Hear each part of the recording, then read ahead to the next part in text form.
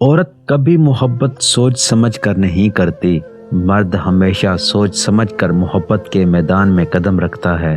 جس مرد نے عورت کو اپنا لباس سمجھا ہو وہ عورت کو کبھی آزمائش میں نہیں ڈال سکتا۔ ہم لوگ اتنے مصروف ہیں کہ ہم محبت کا آغاز تو کر لیتے ہیں مگر جاری نہیں رکھتے۔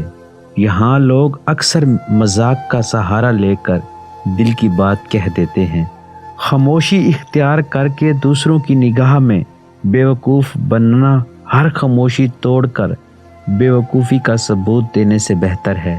کچھ لوگوں میں کسی کو چھوڑنے کی طاقت ہی نہیں ہوتی۔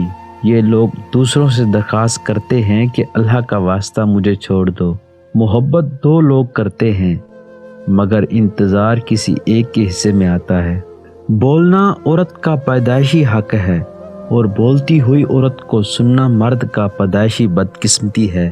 مرد چاہے کتنا ہی ہوشیار اور چالاک ہو، عورت کا کھیل اس کے لیے ہمیشہ حقیقت بن رہا ہے۔ مرد کی دو اداؤں پر عورت مر مٹتی ہے، پھر جیسے مرد کہتا ہے ویسے کرتی ہے۔ عورت کی تعریف کرنا اور اسے جان کہہ کر بلانا، جب وہ ناراض ہو تو اسے منانا۔